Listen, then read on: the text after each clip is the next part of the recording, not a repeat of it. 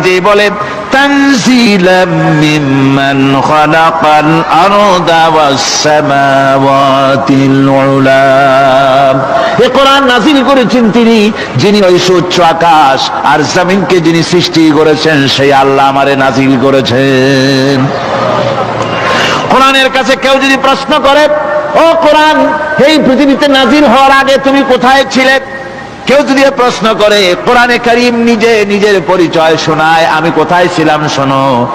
বাল হুয়া কুরআনুম মাজিদুন ফি লাউহিম মাহফুজ।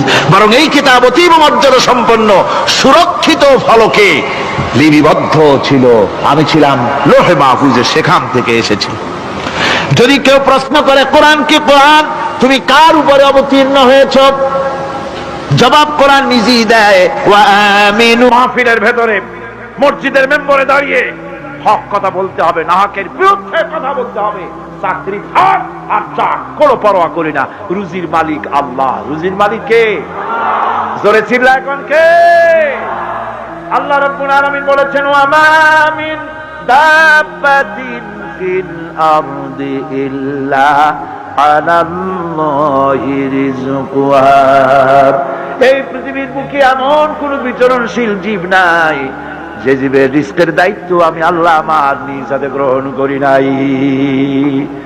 বেটা রিজিকের মালিক আমি, তুমি সুসু করো কেন? তোমারও তো ভয় কেন? হক কথা বলতে হবে।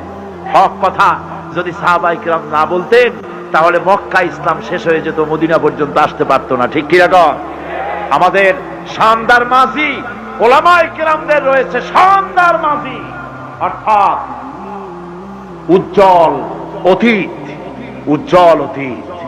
হযরতে জাফর জিহাদের ময়দানে, হযরতে জাফর, হযরতে যায়েদ, হযরতে আব্দুল্লাহ বিন রাওয়াহা 3000 সাহাবীদের নেতৃত্ব নিয়ে মুতাত প্রান্তরে লড়াই করলেন।